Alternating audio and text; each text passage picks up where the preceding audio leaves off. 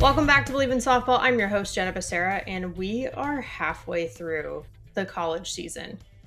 I had to think about it for a little bit, but we started in early February. The World Series is in early June, and here we are in April. So it just feels like it's gone by really fast, but we still have a lot of the magic in front of us. So however you got here today, whether on audio, podcast platforms like Apple, Spotify, etc., or watching on YouTube, thank you. Subscribe if you haven't yet. You can follow us on Instagram and Twitter at Bleav in Softball. That's BLEAV. Click the link in our bio on either page or go to shop.bleav.com to purchase merch. There are 3 shirts available for covering our bases, safer out, or catch you soon. All right, let's go through today's batting order. First, we'll be covering our bases. I'll give you some news and callouts from around the softball world. Then we'll head into today's interview with Caitlin Lowe. From Arizona to Team USA, and even actually USSSA Pride, now that I think about it. She is all about the red, white, and blue. Really excited to have her. Then we'll end things with the foul tip of the week, where we share tips to help us get better. All right, let's get started. Covering our bases. BetOnline remains your number one source for all your sports betting. Get analysis of every play, prop, and point at BetOnline. You'll find the latest odds, contests, team matchups, and game trends at BetOnline. Updated odds for everything from live games right through to the NBA playoffs. BetOnline is your basketball headquarters this season. Head to the website today or use your mobile device to sign up and receive your 50% welcome bonus on your first deposit. Be sure to use our promo code BLEAV to receive your bonus. BetOnline.ag, where the game starts. Where we're going to start today, first, I want to talk about just impact. And I mean impact that goes beyond just what's happening between the white lines on the field. And there were a couple pretty cool stories around this recently. So firstly, I want to highlight UW. Washington, every player on the roster was paired with a patient at the Seattle Children's Hospital to design cleats in their honor. They're basically white cleats, and they put artwork on them. And they worked with each of the kids to do that. And the Huskies debuted them this past weekend. They're going to wear them a few other times throughout the season. But I think the coolest part of this is that they made those connections on the visit. You know, some kids have been to a game this season. Some kids who can't leave the hospital watched the team rep the cleats on TV this past weekend. But I think overall, it was just the personal connection that the players were able to make with these kids. And the cleats were really a symbol of that. And Megan Vandegrift summed it up really well by saying that, you know, maybe they even got more out of it than the kids did, because those are the moments that really stick with you. But then on the other side of things, the Stanford softball team also went to the Giants game this past week when the Dodgers were in town playing them. So I actually ran into head coach Jessica Allister at Phil's, which is a local favorite coffee shop here in the Bay Area. You'll probably hear more about it later in this episode. I might have mentioned it before too, because I'm essentially addicted. But she told me they were going to do this. And Jessica Mendoza was actually there doing the MLB broadcasts. And she had the team on the field and got to meet some of the front office women in the org as well. So this is like Alyssa Nacken, for example, who's on the coaching staff, first woman to coach first base in a game last year. And she played collegiate softball. And I think it was just all about these young women seeing opportunities for women in sport. That was the main thing that Coach Allister said. She was like, we weren't actually originally going to have this day off, which was the Monday after Easter, because they already had that Sunday off. But, you know, this is really great. They have a lot of women in their organization. We want to do this. And that's the big picture, isn't it? So I just thought it was really great, because seeing a college team make an impact with kids, and then you see a retired pro Olympian player make an impact with the college team at her alma mater too. So it shows that it's all levels, and the impact goes both ways, and is really just a ripple effect. Second thing is, I want to talk about the weather a little bit, because basically what I just alluded to is that, you know, it takes a village really to be successful and for this softball community to go round. Well, weather is a big factor for a lot of teams. Utah had nearly 20 inches of snow on the field before hosting ASU, the series, this past weekend, and they still ended up being able to play. The facilities team, which is led by Trevor, shout out to Trevor and the squad, was able to get it ready. And the staff, the players, parents, even players' boyfriends, I'm told, helped shovel the snow to make sure that this could happen. You know, the Utes, they've had multiple games canceled or postponed already this spring, and it's been because of weather, and they just want to play. You know, and this is something that programs in the Midwest and the Northeast have to deal with a lot as well. And they're on the road for 2 straight months to start the season. And when I've talked with Amy Hogue before broadcast this year, she's mentioned how, she doesn't really mind traveling as long as it means getting to play. Like, that's what she really wants to do. And the closest thing that I can relate to with seeing the videos of them shoveling the snow and everything is tarping the field for rain back when I played. California is not a comparison to Utah or these other regions that I've mentioned, but sometimes we would get some pretty intense storms. And even this year, that's actually happened a bit. And I don't miss some of that, but there were also some fun times, and there's a little bit of pride in just like taking care of your own. Infielders, for example, we used to rake our positions every day on the dirt at the end of practice. Coach Lawson talked about that last week, about how it's like, yes, we can and should be pushing for more support and things, but we can also do with what we have and would still make a pretty big impact. So just seeing the videos in the snow and everything reminded me of just sort of that purity of just wanting to play, which, we all feel and felt at some point. Speaking of just wanting to play, third, I'm talking pro softball now. So playing after the college days. The WPF draft is April 17th in Oklahoma City. It is the league's first draft that's open to the public. It's going to be at the Yale Theater. Starts at 6 p.m. Central, 4 p.m. Pacific. And it's going to be streamed on WPF's YouTube. They are partnering with D1 Softball. So they're going to be sponsoring the Players Lounge at the event, but also the post-draft show that's going to be on the D1 platforms after online. So just talking about trying to transfer that energy and support from college softball to pro softball, I'm glad to see media coverage doing that as well, seeing that crossover between an outlet that focuses on D1 softball to do that on the pro side. I'm really excited for the outfits too. I mean, we have seen the WNBA draft evolve. If you were following along this year, it's been fun too. I mean, one way to tell how much it's evolved, I think, is the outfits as well, because they go all out like it's a red carpet and they just own it. And I saw some current like WNBA players joking around about how like, wow, my draft outfit was like from Macy's and now this year someone's like showing up in a Rolex. Like, I'm not saying you have to spend all that money, but just owning it is really cool. And the WPF commissioner, Lauren Chamberlain, tweeted, "Dress to impress. This is business, cocktail, elevated, bossy." And I've seen some of her power suits and I'm a big fan. So I'm excited for softball players to get to have their moment and just see where it goes from here. And then to bring it home, I actually have a broadcasting break this weekend. It's a rare one, but then I'm back at it next week with 5 games. So if you want to follow along, I'm calling the Stanford baseball game on Tuesday, April 18th, Cal softball on Pac-12 Network on Wednesday the 19th, and then the Cal at Stanford softball series over the weekend on Pac-12 Network. So stay tuned for that. Another one you'll catch on Pac-12 Network and pretty much the rest of the season is today's guest. I had a chance to talk to her last week before I called her Arizona series at Stanford. So let's head into the interview. She is the Arizona head coach, only first-year head coach to go to the Women's College World Series since 1988 and first female head coach to do it ever. Olympic silver medalist, retired pro, and member of the USSSA Hall of Fame, 4-time All-American at Arizona, 2-time national champion, career stolen base record holder, and one of the best center fielders to ever do it, Caitlin Lowe. Coach, how was hearing that intro for the second time since we had the technical difficulties? It's a lot. No, I love the USSSA Pride shout out. I remember my the one thing on my bio when they would announce me during the game was I've been a member since the inaugural season, which makes me just feel old. You're like, thanks for that. Pride was around. Yeah, no, but just loved every piece of the career, but also like just getting to meet so many different people throughout my softball life, and just brings back memories of all of those days. Yeah, which is awesome, which is really cool. And I know that a couple years ago, you guys were here in Palo Alto, and I'm super excited to call your games again this weekend. And it feels like a lifetime ago at the same time. Like it feels like recent, but also forever ago at the same time. But I'm glad to have you back. Yes, and we love coming back here and, just seeing the way that the facilities have grown and how the program has grown. I mean, man, they're a force to be reckoned with this year. And, it was nice to get back out on the field for practice and have some beautiful weather. And we're just looking forward to the series this weekend. Yeah.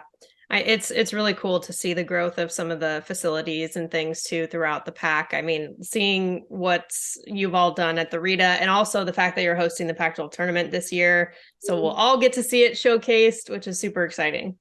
Yeah, we're very excited to host it, and just such a cool new way to watch softball. And I think it just feels like a pro level stadium up there. The production that we can do now, the instant replay that we've been able to put in the Pac-12, and just the amenities for our fans. And it's not just cool to see the facilities, but even the TV coverage this year, and ESPN and everyone, Pac-12 Network, releasing how many games are going to be on TV. And it's very rare to actually see one that's not on TV, which is so cool for our sport. It is, because back in, see, this is when I feel old. Back in my day, we had Game Tracker, and it was like little stick figures moving from base to base that people were trying to refresh. And now here we are. Yeah.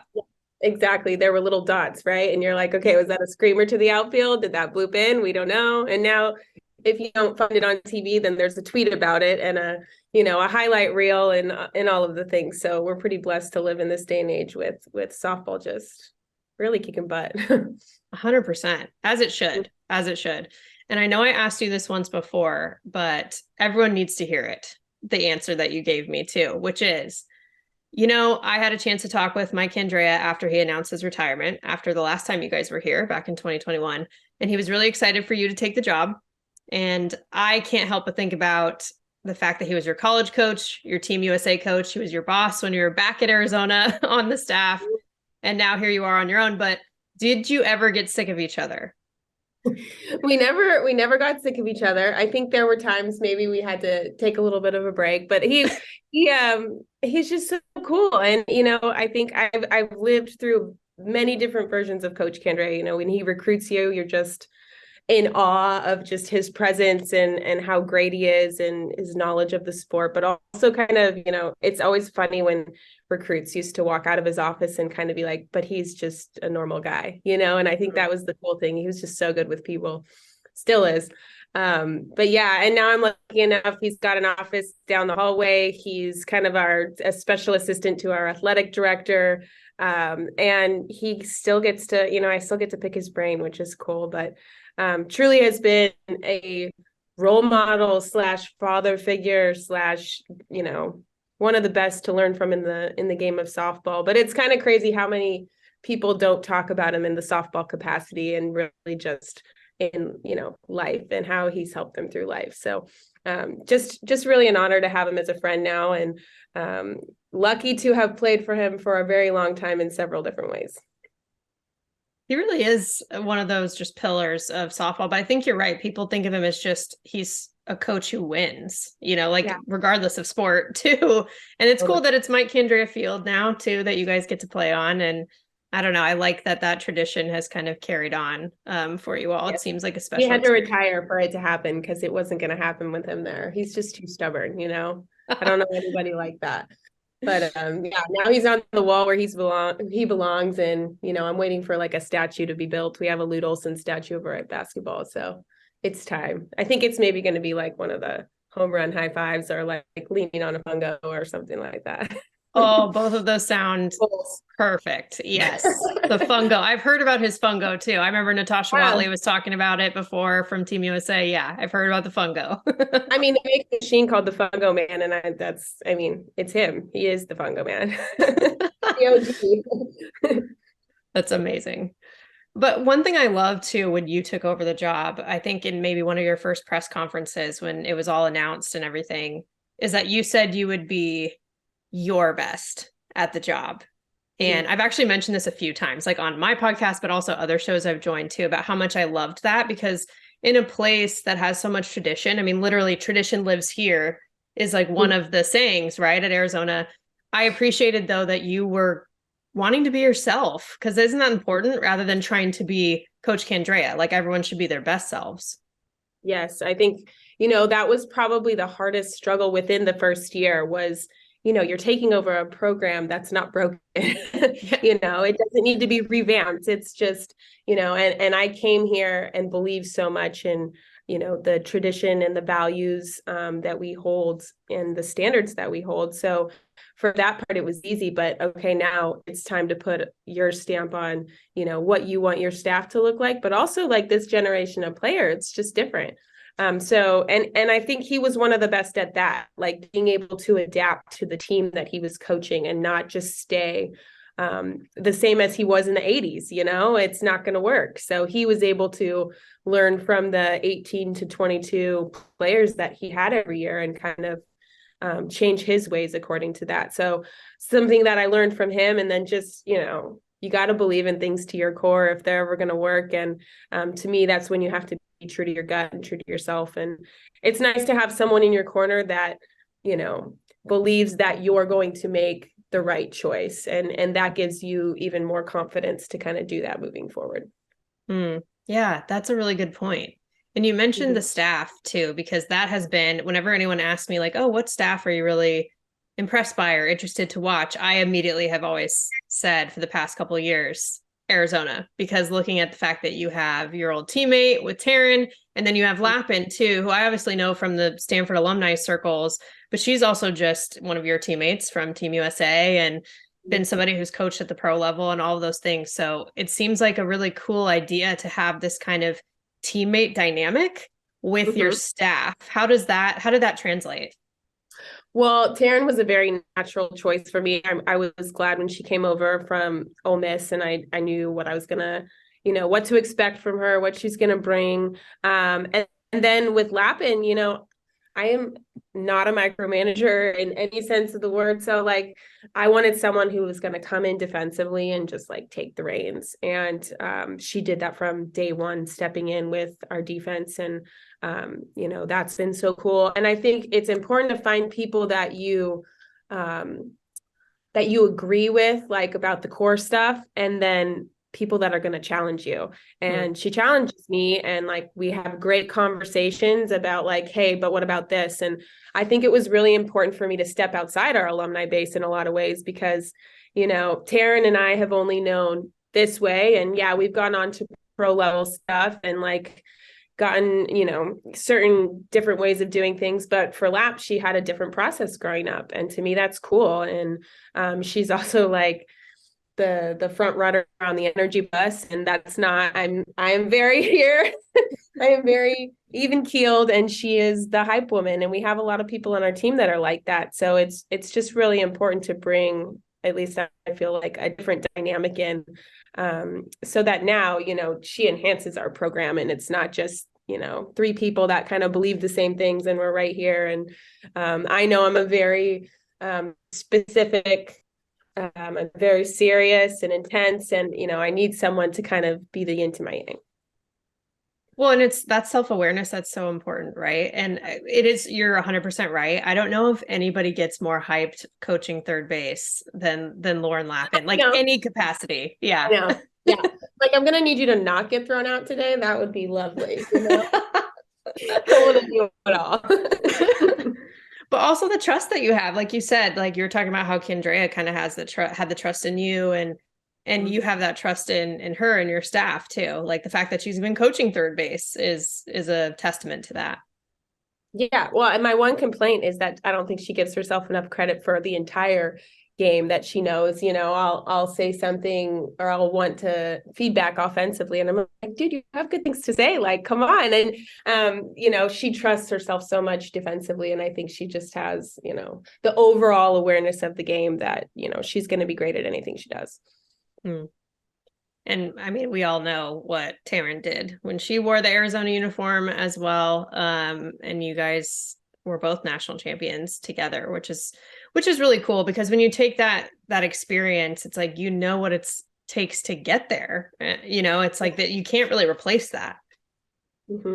Yes, the experience is important, but I think, man, how the game has changed is kind of crazy. I mean, it's changed in so many ways. And I read a amazing article this morning that just came out, and Lonnie Alameda was talking about pitching and how pitching has developed, and how staffs have developed, and we've had to adapt to better offenses. And it's just so true. This game is constantly evolving, and I think in really good ways, but you have to be different, and you have to be ready to grow and adapt with this game. So the experience helps, and knowing how tough it is, it really helps. But then again, everybody's tough. I mean, last year you look at every single regional and you're like, man, they're all tough.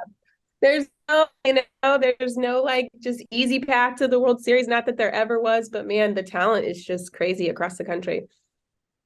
It's a good point because Taryne threw so many innings. Like it was a very different time versus the by committee approach that everyone has to have basically now. Well, And you're right. We were joking that, in Coach Candra's day, you like called your friend who maybe played the same team and got like a scouting report. And now, every single game is uploaded 24 hours later and you have all the information that you could possibly want, which could be a great thing and could be a terrible thing. And it's just deciding what to do with it, how it works for you. But yeah, it's just different. I mean, I remember when I first got my office at work, there were file cabinets and they had like the actual game films, the little tiny cassette things of scouted games and like our games from, and I'm like, so coach, like, are we going to play these opponents again? Like they're all in their 40s. Like, what are we doing with all this stuff? But how cool is it? Like that's the work that used to go into all of it. I mean, even recruits sending information and videos on themselves. It was just such a different process than it is these days. That's so funny because I think back, I thought it was kind of crazy that we had like DVDs basically, or like CDs to watch. Like now laptops don't even have like a CD or DVD player anymore. No, so outdated. Not even a USB port. That one bothers me though. I know. I'm always without an adapter. Yeah. It's not ideal. Now everyone can see why we struggled with the technology and the issues that we had to get on this call. I swear I learned something every new from the players on our team. It's crazy. Oh, I Bleav that. 100%. Totally. Well, actually, in terms of, you talked about too how, Lappin's the yin to your yang and you like the balance. I've heard them describe you, meaning Taryne and Lapp, as someone who might not talk a lot, but when you do, people listen. Mm-hmm. And that is, I think, an important quality to have, or like definitely something that's helpful in leadership. And what do you think? Why do you think that is, that's your style? I just don't like to overcoach, I think you recruit good players for a reason, and they were built in a certain way. You love something about the way they approached the game, the tools that they brought to the game. And I think one of my favorite things to do in the fall is observe how they interact with each other, how they compete. I want to see them compete with the swing that they have before we ever make adjustments to it. Just little things, little intricacies. And I think it's important to learn about someone before you ever go in there and try to change something. Cause it's like, why did you recruit them in the first place? To enhance your team. So I never loved getting overcoached either. It was kind of one of those things that, for great players, you're your own worst critic. Most of the time you're already hard enough on yourself. So it's just picking and choosing your times. And I think if you don't have a relationship built with a player first, then they really don't care what you have to say. So I think it's just that, that delicate balance of learning about them as humans, as players, and then being able to go in when it matters and in the heat of the moment. And then when you do say something, it's received well and it's not just lip service. And I think that's, not the struggle, but the challenge for every coach throughout a season, especially when times get hard, is, when they're ready to hear from you, that you have the right things to say and they respect that. And then they get on the boat with you. This sounds like just some insight into what you all accomplished last year too. Like you said, when times get hard, you all were tied for last in the pack last year before you ended up going to the World Series. And obviously that says something about the conference and the level that it is, of course. But like, what kind of message do you think that sends? I think we all knew in the fall of last year what type of team we could be. So everybody kind of had this vision and it was just a matter of time for us. And then we went through the hard stuff that every team goes through. We went through 3 or 4 people being out at one time because they were injured. And you know what? That happens. It happens to the best of us. It's kind of happening to us right now. And just being able to trust the process of showing up every day and what that means. And eventually we're going to get to that goal. And, I think being a coach, assistant, head coach, whatever it is, you're showing them that hope that light at the end of the tunnel, that goal is still there.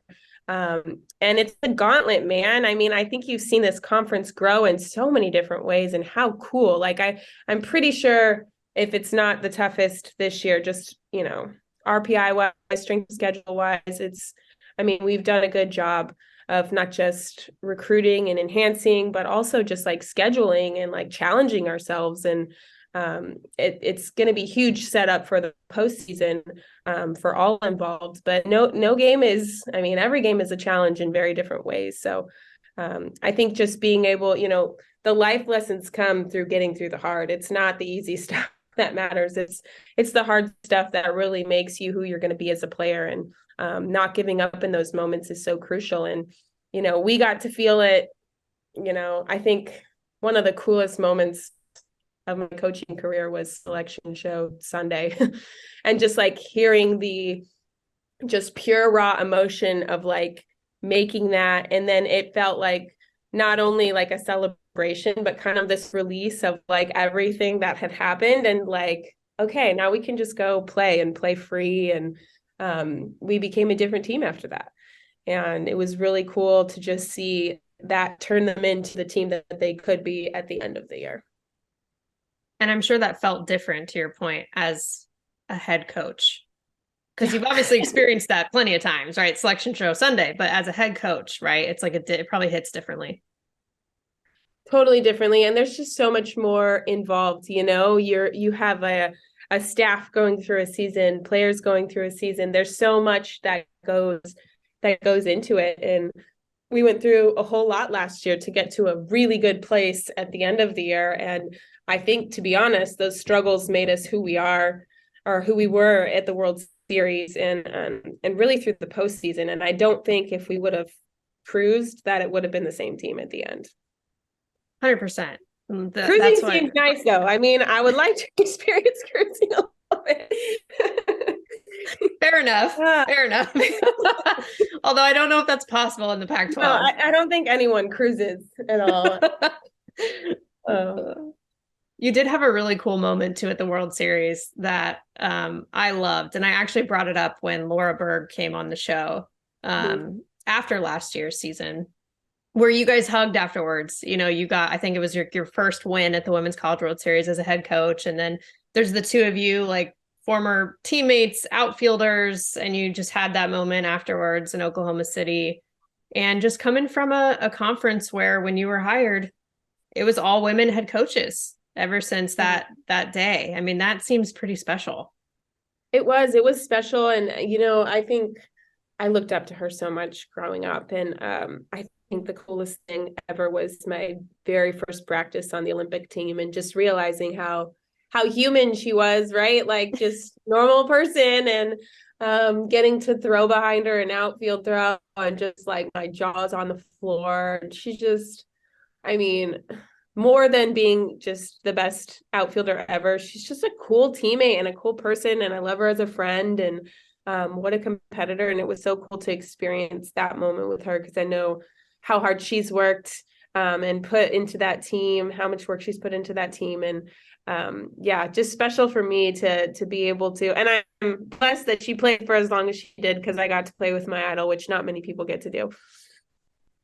Well, what I found awesome in a lot of ways too is that you're obviously saying she's the best outfielder of all time. She said you were the best center fielder.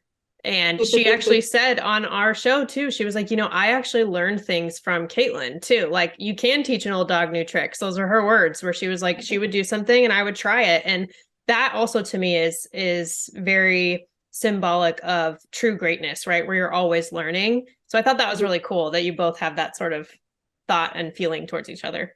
Yeah, if I could trade anything, I would be naturally left-handed and have her spin to home plate. That was like, it's the most just poetic, beautiful thing to watch, is like a lefty one hop that like hits and then spins back to a catcher. It's like I know I'm nerding out on outfield talk, but like, man, it's just so cool. And I might have her in speed, but I don't think I have her in anything else. So, her jumps are amazing. Her throws on point, and just like I can't imagine a pitcher wanting to have anyone else back there than her. She is like number one hype woman for every single pitch that you throw. Well, the fact that Team USA had both of you at the same time is pretty incredible too. Getting to play next to it. Well, and Mendoza too, and Kelly Kretschmann and Amanda Freed at one point. And it's so cool how you still, you leave the game in college and you think you've got a pretty good idea of yourself. And then you step into that and you're like, man, I'd have no idea. I have so much more growth to accomplish. I remember my first, my first bump in the road offensively, and just walking in being totally upset with myself, and Crystal Bustos just like sitting there with her arms crossed like this. She's like, she used to call me little one. She's like, little one, what's the big deal? And I'm just like frustrated. And she's just like, okay, well, you're going to have a lot more at bats, so you got to get over that one pretty fast. And I'm like, all right, I'm good. Just like, she'll strike out, she'll put her helmet down and think about it. And like, how am I going to be better? And then she's on to the next. And just the emotional maturity of that group is just, that's what made them so great. Like, yeah, the talent, but then being able to stay kind of consistent and at the same level was really cool to see. It's so much easier said than done to be able to do that. It is, but I will tell you, it's helped me a lot in coaching, because you have to be steady, and you have to be steady regardless of how you feel, how the team feels, how, any outside things that are kind of coming at you or adversity that gets thrown your way. One of the biggest things that Coach Candrea did, you couldn't tell if he had a bad day at practice, in games. He was the same person. That's true. Consistency. It seems so simple, but it's not easy, but it is kind of, that's what it boils down to at the end of the day. Totally. Being a mom will help you with that too. Man, I've just talked to some recent guests about how I just keep hearing all the parallels between coaching and parenthood. Like, it is crazy. Yeah. It is crazy. You just don't know until you know too. It's just like the funniest thing. But going from year one as the head coach into year two, like now so far this season, what were some of the big things that you wanted to focus on after having gotten that first year under your belt? Well, I think walking into our first team meeting year one, it was like, what do we change? What do we not change? And we didn't change a lot. And I think year two, first team meeting, totally authentic, totally ourselves. And it was like, I didn't know what to say until I lived through last year. Like, I don't think it would have, happened organically. Now I knew what was important. I knew what mattered. I knew what mattered to not just myself, not just my staff, but to our team. And so just tweaking things like, our first pillar now was just joy, like playing with joy, living with joy. Like, so many things were just like, man, when we feel good about ourselves and each other, like, our play gets better. So I think just, simplifying what was important to us when we step on the field. And it just came out naturally. And to me, that was, I think every coach will tell you, you kind of have to live through the first year and sometimes survive the first year a little bit to get to what you want to say. And for us, it was just what became important after that. And we've been really blessed this year with just not just good athletes, but good people, 1 through 18. And so it was really important to show them that vision of what we wanted and how we wanted to be better than we were last year. So important, because all the teams are different, right? Like, of course, I'm interested to hear your thoughts on the team last year, but like, this year's team is a new team, and we're halfway through Pac-12 play here. Like, this is a new experience. And I have loved seeing the drive and the intensity in some of the players this year. Like, I've loved seeing some upperclassmen like Devin Netz, who hadn't really hit before this year in actual games. And all of a sudden she's like double-digit home runs. That's awesome. Isn't it crazy? I recruited her as a hitter first. And not many people know this. And it's the hardest thing about being a coach. But like last year, she was in a boot for about like 75% of the year. We couldn't afford for her to run bases or spend an hour in the cage. And let me tell you that she's a worker. So like, if you tell her she's going to hit, she's going to be the best at it. So for us, it was kind of, how do we keep her healthy to do what she needs to do for the team last year? And so this summer, I mean, she worked first and foremost on taking a break and getting healthy, which will absolutely destroy someone like her because she just doesn't know how to sit still and like relax. But she's also learned how to throw her bullpens efficiently so that she doesn't overwork herself. She's learned when, sometimes she needs help. Like yesterday, I'm like, take your helmet off. You're not taking a 5th round of batting practice. But, she's learned how to just have a quality, repetitions instead of quantity, which I feel like a lot of people grow up doing. But getting her healthy was the big thing. And then once she got healthy, I mean, she added 3 to 4 miles per hour on her pitches. And we could put a bat in her hands, which was like hesitant at first, but not really, because she was ready to go, bigger, stronger, running on the ground, which is like a really big deal, I think, for pitchers. And she wasn't able to do that. She was on a bike all last year. So it was just getting her healthy, because now she feels, I think you see the fire come out because she feels like her best self, and she really just didn't have that fully last year. Right. Like it's that internal piece. And even seeing the freshmen like Olivia DiNardo, immediate impact, like leading in multiple categories statistically, all of that good stuff. Like I just like seeing that. I don't know. I love seeing like young players come in and make immediate impacts, and just seeing sort of the upperclassmen influence, but that like underclassmen contribution is fun. I think that's when the coolest things happen in our game. I think back to when, this is really dating myself too, but like when Michigan won their national championship, they had really good upperclassmen, but they had really good an influx of freshmen that made an impact.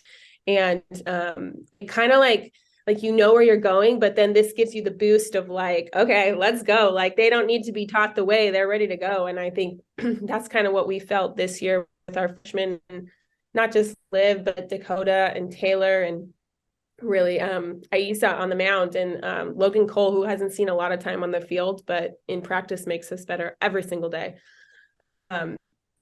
Just an influx. Kaya Altmaier, who's been hurt as of recently, but she just stepped right in. So the maturity of that group, though, the fire, the maturity, the poise, it's not something that you see in a freshman class. And I give a lot of credit to our upperclassmen for that, for kind of showing them the way and making them feel comfortable, which I think was different than last year.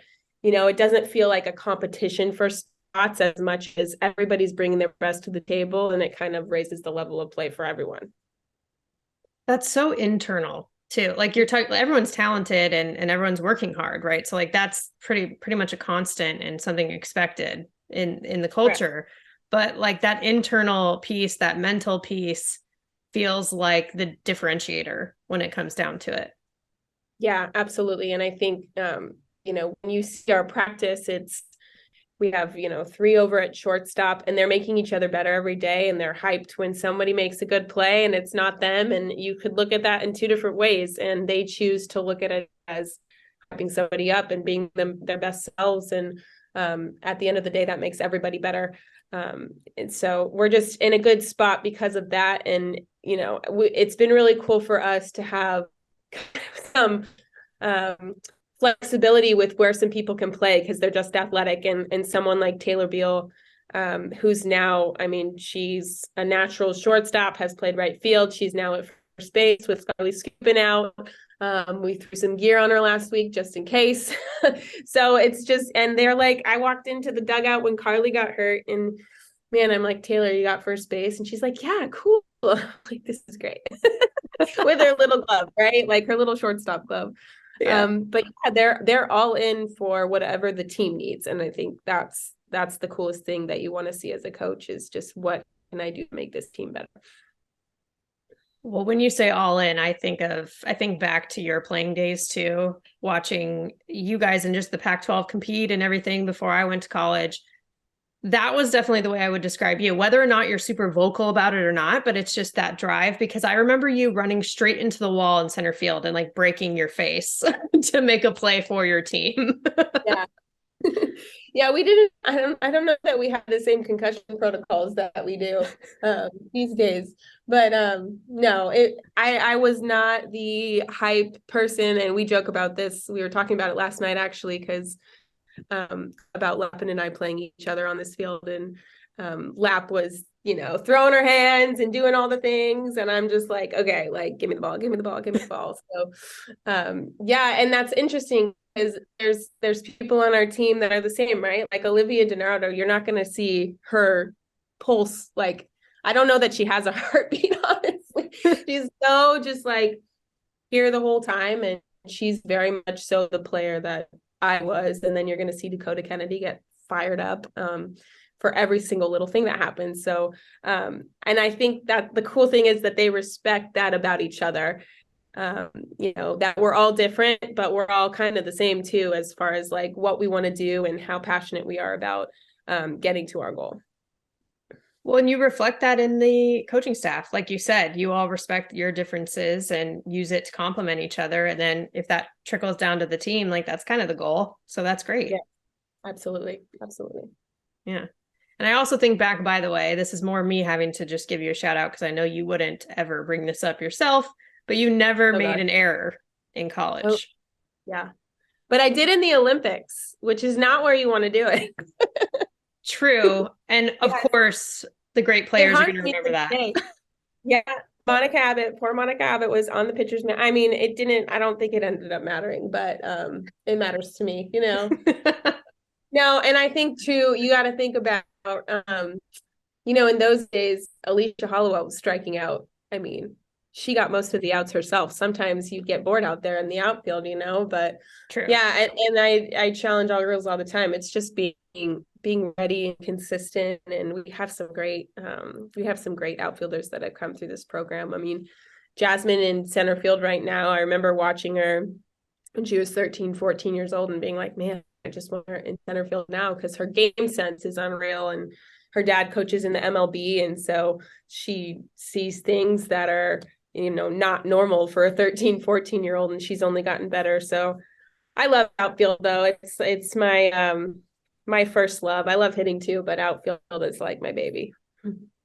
Oh, as Laura Berg says, Audie's rule. She says it every time I talk to her. Yeah.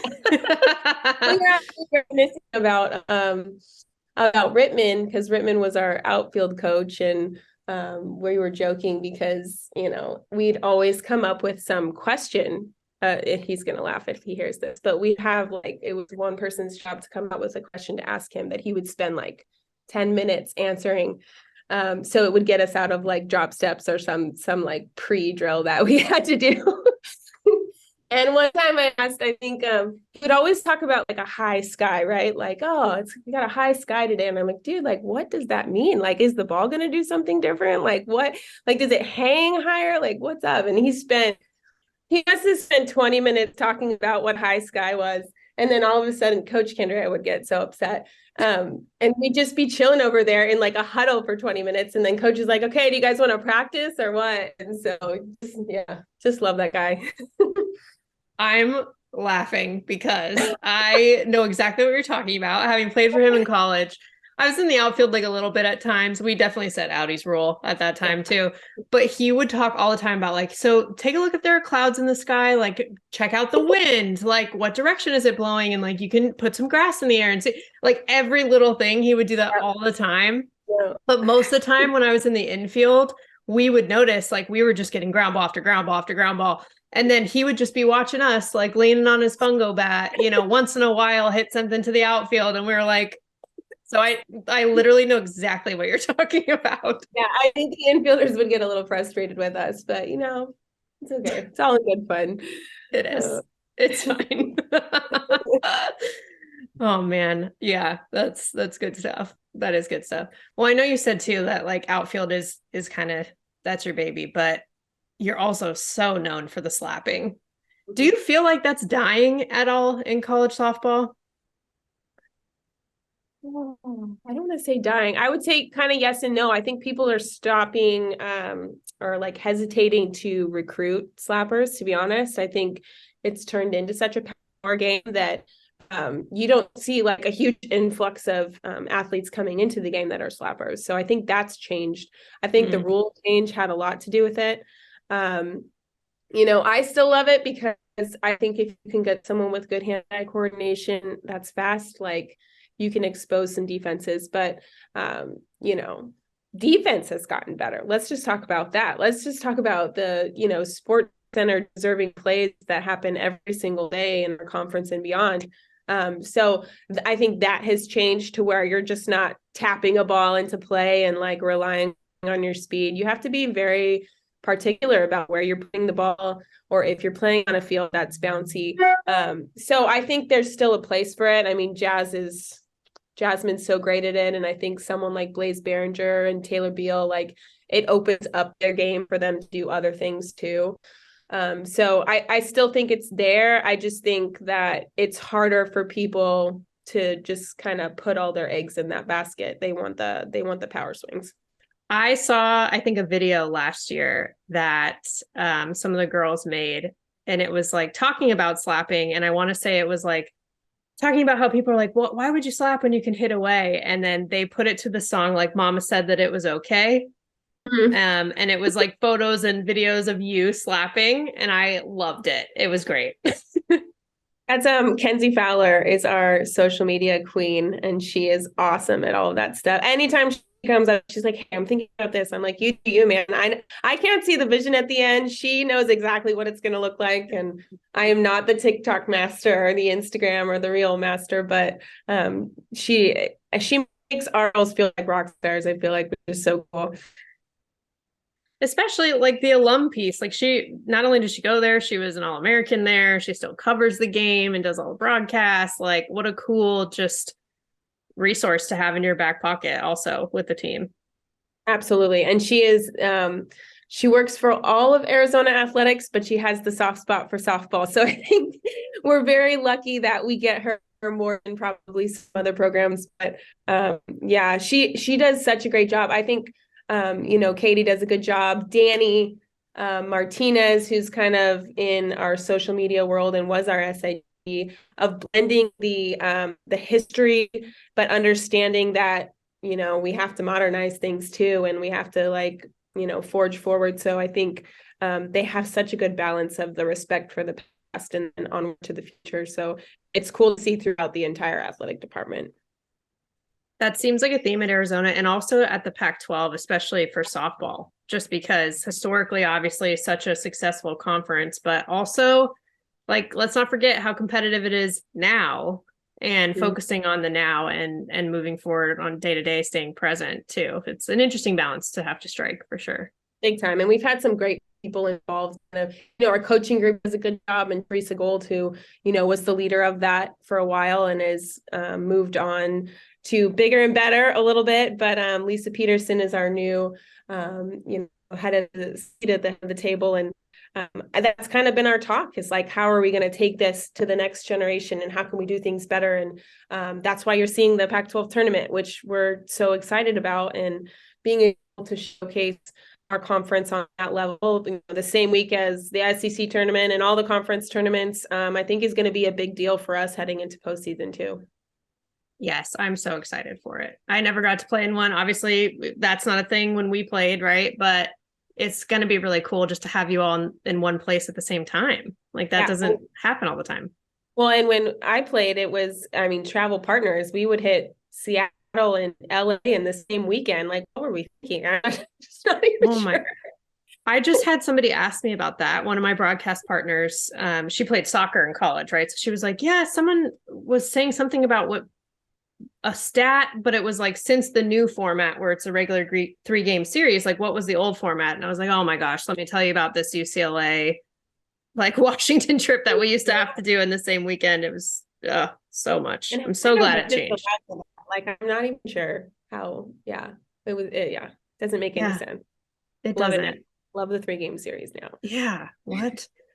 Well, and being in Palo Alto, okay, I just got the info, the 411 from Katie, your SID, about Phil's. Yep. And I'm so glad that you like it, because I'm pretty much addicted at this point. Like I go every day sometimes twice a day. You said it, like hot in the morning, iced in the afternoon. That's me. Yep, mocha to Sora to begin the day. And then the mint one, the iced mint one. And I can't remember the name of it. But it's usually my recruiting spot in Huntington Beach because that's where all of our, a lot of our tournaments are. And so I always hit that one up. And then someone, I think it was Tracy, our athletic trainer, said that there was a Phil's 7-minute walk away. And I was like, what? Phil's Physique, let's go. That's exactly, I have the app on my phone just so I can order ahead. So same. Yes, it's worth it. I actually, if I'm honest, I door dashed it the other day when I was like really short on time. That was embarrassing for me, but I did do it because I needed it. I've done way worse. DoorDash and Postmates and Uber Eats are all, probably my top used apps. So 100%. But you're like a big time coach with a family. I don't really have as much of an excuse here, but it's okay. You like to stay and watch your shows and then, let the stuff come to you. True. I don't want to miss these softball games that I watch either. Editing to do, right? You have a lot of editing to do that you can't do at the coffee shop. Yeah. There you go. Thank you for that. You're welcome. Well, before we wrap up, I play a game with everybody that comes on the show called Safer Out. Okay. And basically I just bring something up having to do with softball. And if you like it or you agree with it, you call it safe. If you don't, you call it out. I can do that. Okay. Yeah. Even Coach Candrea did it. So it's like, Oh, I'm sure he had interesting ones. Did he have to think about them really hard? A little bit. He probably thought about them harder than like the average person. Yes. But I know. Okay. So the first one is the transfer portal. Safer out. I just made fun of him and now I'm really going to think about it. Can it be both? I feel like safe in some instances, out in other instances. And that's a way longer answer than you needed, but mostly safe. No, people have asked for video review before in this. Yeah. Video review. That'll be my response. Yeah. Just getting you ready for later, in case you need to. I know, because it's complicated, right? It's like, it makes sense. Like you said, there are certain instances it makes sense, but in other instances it's tough. And it's like, it feels like just an aspect though to softball that we didn't all have to manage nearly to this level before. It's just added to the list of things that have changed a lot. I'll say it this way. There's a right way to do it and it's amazing. And I think there's a wrong way to do it. And that can be a detriment to our game. So I think there's two very different ways. Yeah. Mm-hmm. Okay. That was the first one. Second one is yeah. Well, either people go video review, tie goes to the runner. Depends. Okay. Yeah. Second one is NIL. Safer out. Safe. Yeah. Is it something that you feel like the opportunity outweighs any risk that there may be? Or do you feel like there's a risk? Here's what I feel. Well, I can only speak on softball, but for me, I feel like the height of most softball players' careers are in college. And, some go on and continue to play with the Olympic team or the pro league. But man, right now, their rock star status is at the Women's College World Series. And to me, like, take full advantage of that. We're not, we don't have MLB careers the same length as a lot of the best baseball players and those type of salary opportunities. And I think where you can go make it, you make it. And to me, it hasn't been this, like, we're not signing $1 million deals over here, but like, can I go run a camp on the weekend when I want to make some extra money? Like, that stuff shouldn't be regulated. And our girls have been able to do a lot of cool things in the community that kind of would have been restricted before, which made no sense to me because really they're able to give back. And yeah, they probably make a little bit of money, but to me, it's like now they're out there and Tucson sees them. So for me, it's been a positive for at least our program. But you're the favorite type of person to ask for me too, because it's like you have that experience having played pro and gone through that process before these things were in place. But then you're also a coach right now who's dealing with the actual realities of it, right? So it's such an interesting perspective to get. So I was very curious your thoughts. So this is cool. It does add a whole new element to our jobs. It's like, we can't be involved, but we want to know what's going on for our student athletes. So, it's a tough situation to be put in, and it adds, just another thing to our plate. But I don't know. I've not seen anything but good things in athletes, so I can't knock it. Okay. Last one is bat flips. Safe or out? Man, you're really hitting me with the hard stuff. I don't mind the passion at all. I think as long as it's passion for you and your team. You know what I mean? Yeah. So I'll say yes. 6.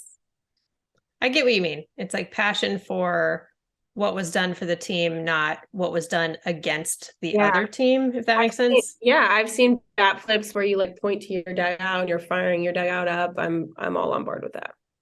Yeah.